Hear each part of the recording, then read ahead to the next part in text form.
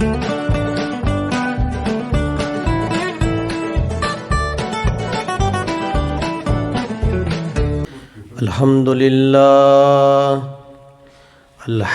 لله رب العالمين، والصلاة والسلام على أشرف الأنبياء والمرسلين وعلى آله وأصحابه أجمعين.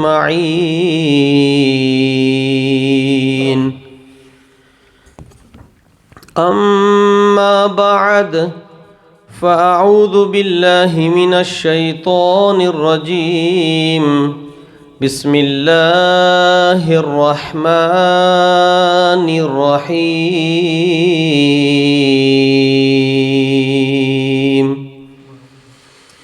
إن الله وملائكته يصلون على النبي يا أيها الذين آمنوا صلوا عليه وسلموا تسليما. اللهم صل على سيدنا مولانا محمد وبارك وسلم وصلي عليه. قال الله تبارك وتعالى في الكلام المجيد والفرقان الحميد: وما أرسلناك إلا رحمة للعالمين. صدق الله مولانا العظيم وصدق رسوله النبي الكريم الأمين. تمام یہ باب دروشی پڑھیے. الصلاة والسلام علیک یا سیدی یا رسول اللہ وعلى آلك وصحابك يا سيدي يا حبيب الله. الصلاة والسلام عليك يا سيدي يا شفيع المذنبين وعلى آلك وصحابك يا سيدي يا رحمة للعالمين. اللہ جل وعلا کی حمد و ثنا کے بعد نبی کریم صلی اللہ تعالی علیہ وسلم کی بارگاہ بے کس پناہ میں ہدیہ درود و سلام پیش کرنے کے بعد اللہ جل وعلا کا لاکھ لاکھ شکر ہے کہ خالق کائنات نے ہمیں یہ جمعۃ المبارک کی سعادت بخشی. اللہ جل وعلا اس جمعۃ المبارک کی سعادت کی برکت سے ہمارے گناہ خطا معاف کر دے، اور اس کے وسیلہ جلیلہ سے اور اس کی صدقہ سے، اس کی برکت سے ہم پہ اپنی رحمتیں، برکتیں اور رفعتیں اور اپنی عظمتیں عطا فرمائے. احباب ذی وقار، جو میں نے آیت کریمہ تلاوت کرنے کا شرف حاصل کیا، اللہ جل وعلا نے قرآن مجید فرقان حمید کے اندر ارشاد فرمایا. پہلی تو درود شریف کے حوالہ سے ہے، جو دوسری آیت کریمہ کا مختصر سا حصہ میں نے تلاوت کیا کہ وَمَا أَرْسَلْنَاكَ إِلَّا رَحْمَةً لِلْعَالَمِينَ، کہ آقا کریم علیہ السلام سارے جہانوں کے لیے رحمت بن کر آئے ہیں. جل وعلا نے سارے جہانوں کے لیے اپنے محبوب کو رحمت للعالمین بنا کر بھیجا ہے. حضور علیہ السلام مسلمانوں کے لیے بھی رحمت ہیں اور غیر مسلموں کے لیے بھی رحمت ہیں. جب سارے جہانوں کا ذکر آ جائے تو اس میں صرف مسلمان ہی نہیں، اس میں غیر مسلم بھی ہیں، اس میں کرسچن بھی ہیں، اس میں جو بھی ہیں، ہندو بھی ہیں، سکھ بھی ہیں، جو بھی جس کیٹیگری کے لوگ دنیا میں انسان بس رہے ہیں، ساری جہانوں کے انسانوں کے لیے رحمت بن کر آئے ہیں. اور صرف انسان ہی نہیں بلکہ حیوان، زمین کا ذرہ ذرہ، زمین کا ہر چپا چپا، کریا کریا، بستی بستی، جنگل ہو، پہاڑ ہو، کوئی کیڑا ہو، مکوڑا ہو، جانور ہو، کوئی جو بھی دنیا میں شاید تخلیق کی گئی ہے، جہاں تک رب کی ربوبیت ہے وہاں تک مصطفیٰ کی رحمت اس جگہ پہ چھائی ہوئی ہے۔ یعنی کہ حضور علیہ الصلوۃ والسلام سارے جہانوں کے لیے رحمت بن کر آئے ہیں۔ اب جب رحمت ہے تو حضور موجود ہیں، حضور موجود ہیں تو رحمت ہے۔ کیوں؟ اگر سارے جہانوں کے لیے رب نے فرما دیا کہ رحمت للعالمین ہے میرا محبوب سارے جہانوں کے لیے، تو رحمت موجود ہے، تو اس سے کیا پتہ چلا حضور الائیو ہیں، اپنی گنبد خضرا کے اندر حیات ہیں، حیات ہیں، رحمت ہیں۔ کیوں؟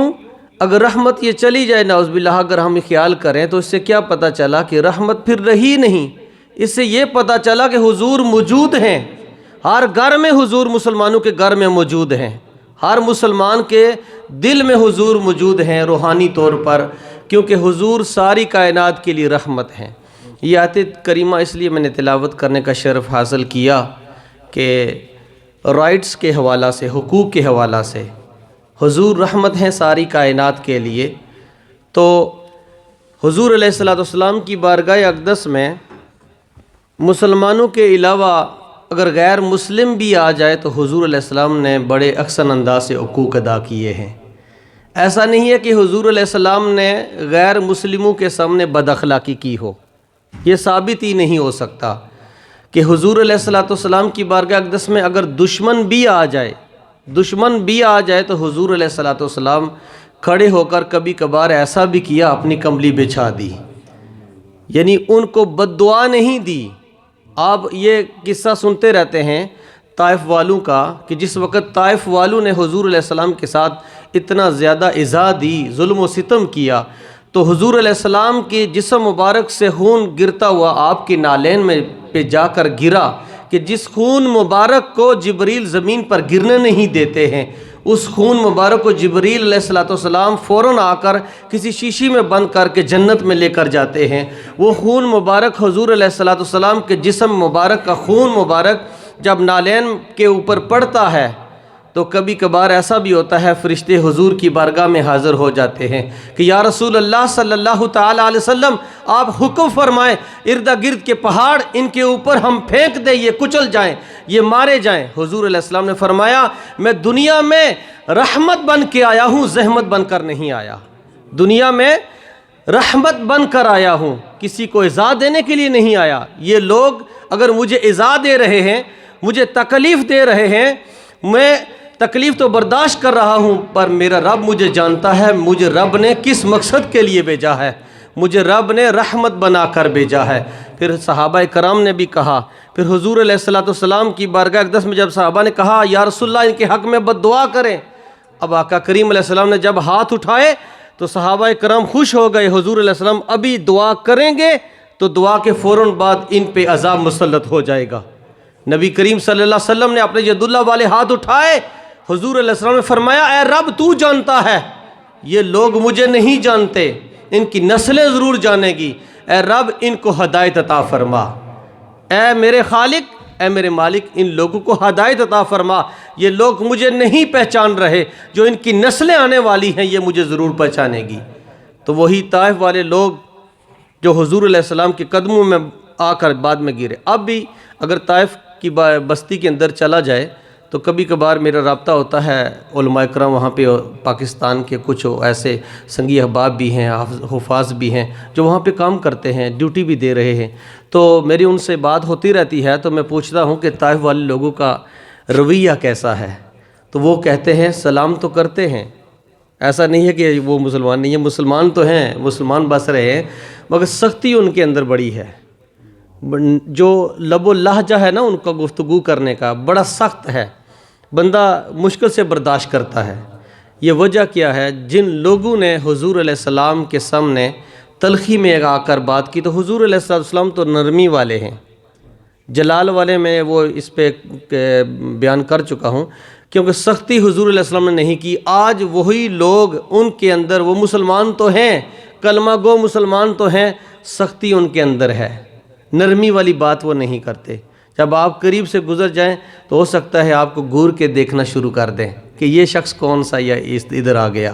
تو بات میں کر رہا تھا، آقا کریم علیہ السلام ساری کائنات کے لیے رحمت بن کر آئے ہیں۔ جہاں تک مسلمانوں کے حقوق ہیں، رائٹس ہیں، اور اسی جگہ پہ غیر مسلم بھی آ جائے اس کے بھی حقوق ہیں۔ جس طرح سے حضور علیہ السلام نے فرمایا نیبر 3 قسم کے ہیں، جو نیبر ہیں 3 قسم کے ہیں۔ ایک نیبر وہ ہے کہ مثال کے طور پر آپ کے یا میرے گھر کے کوئی نیبر ہے، تو پہلا جو نیبر ہے جس کے بارے میں حضور علیہ السلام نے فرمایا وہ کون ہے؟ جس کے 3 حقوق ہیں۔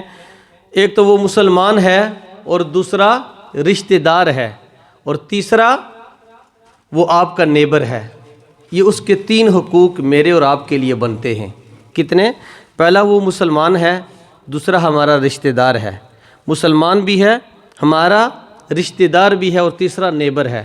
اور دوسرا جو نیبر ہے جس کے بارے میں حضور علیہ السلام نے فرمایا کہ ایک وہ نیبر ہے جس کے 2 حقوق ہیں، 2 رائٹس ہیں۔ وہ کون سے ہیں؟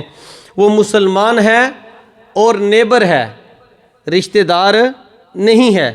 تیسرا وہ ہے کہ جو غیر مسلم ہے، مسلمان نہیں ہے، نیبر ہے، اس کا 1 حقوق ہے۔ کیا؟ پہلے کے 3 جو رشتہ دار ہے اس کے کتنے بتائے گئے؟ 3۔ وہ مسلمان ہے، نیبر ہے اور رشتہ دار ہے۔ دوسرا نیبر کون سا جس کے 2 رائٹس حضور علیہ السلام نے بتائے؟ وہ مسلمان ہے اور نیبر ہے۔ تیسرا مسلمان نہیں ہے، نیبر ہے، مسلمان غیر یعنی کہ غیر مسلم ہے۔ اب میں آپ سے پوچھنا چاہتا ہوں، کیا کوئی بندہ یہ دنیا میں ثابت کر سکتا ہے؟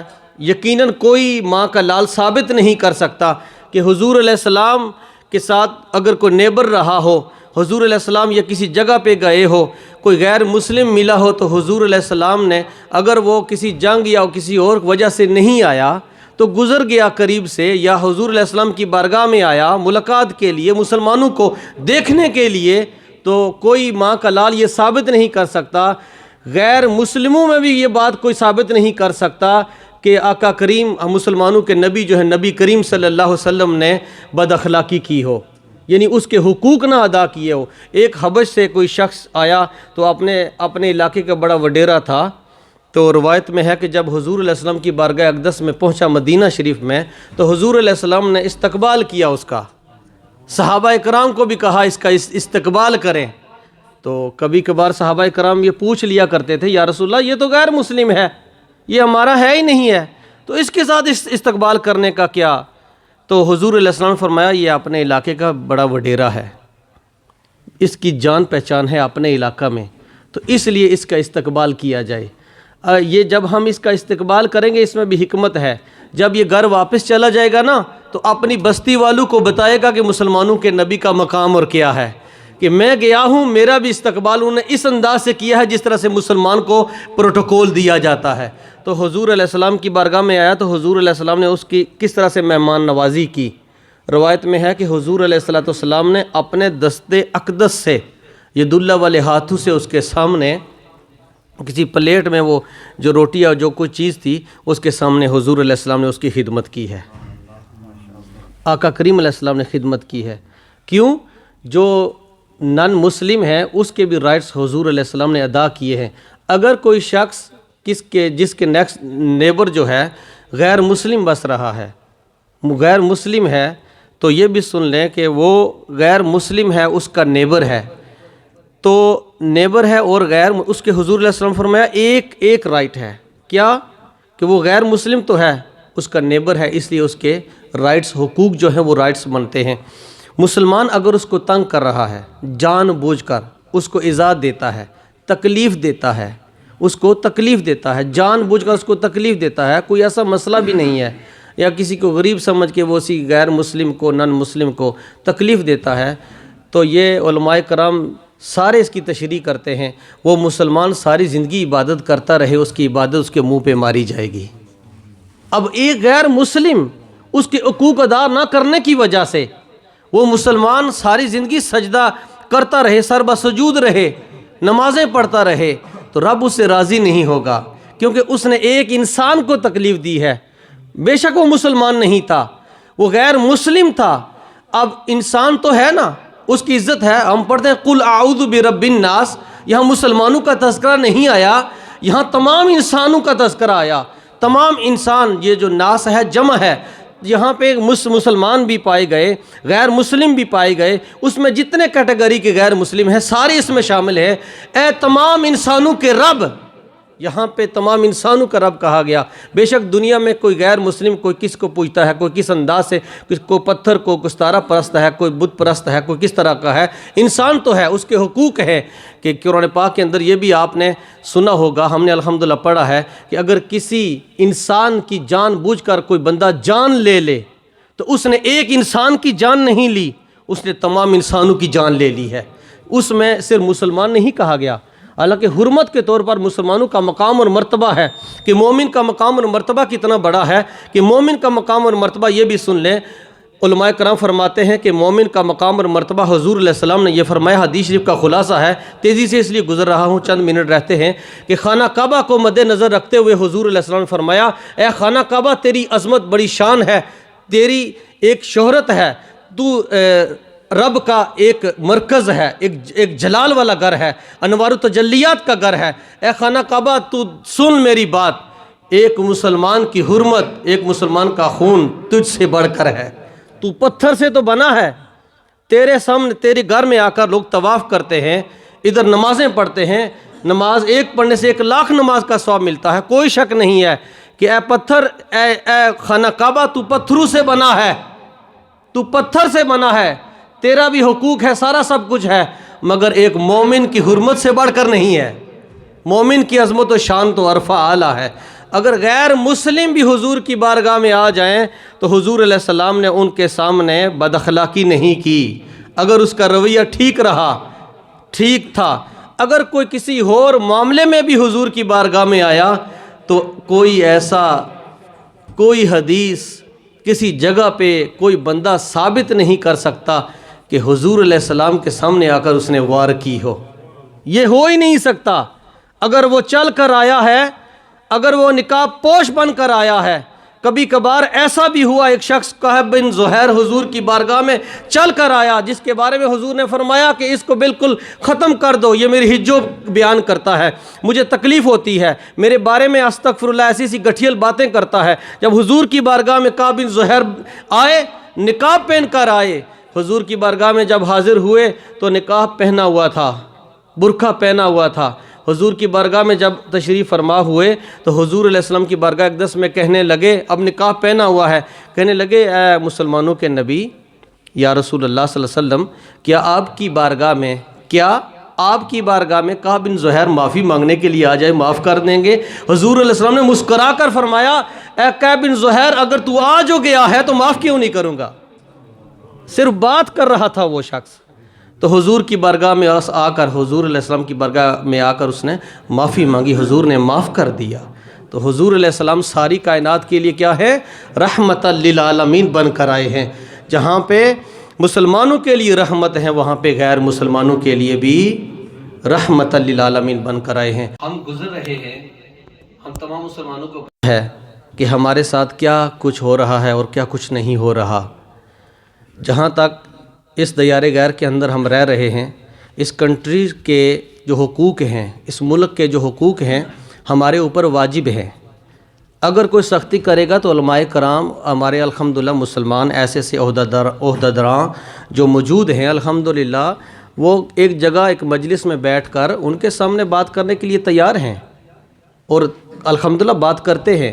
اس کنٹری کے اندر رہتے ہوئے ہم نے تمام حالات واقعات کو مد نظر رکھنا ہے، تلخی والی بات ہم نے کسی کے سامنے نہیں کرنی۔ الحمدللہ انتظامیہ موجود ہے، ائمہ موجود ہیں، اگر کوئی ایسی طرح کی کوئی بات کرتا ہے تو اسلامی نظریہ کے نقطہ کے مطابق ان لوگوں کو الحمدللہ قرآن حدیث کی روح سے، اگر قرآن حدیث کا مسئلہ ہے تو قرآن حدیث کی روح سے ان کو جواب دیا جائے گا۔ اگر کسی معاشرے کا کسی کا مسئلہ ہے تو انتظامیہ موجود ہے، انشاءاللہ الحمدللہ انتظامیہ ان کے سامنے بیٹھ کر بات کرے گی۔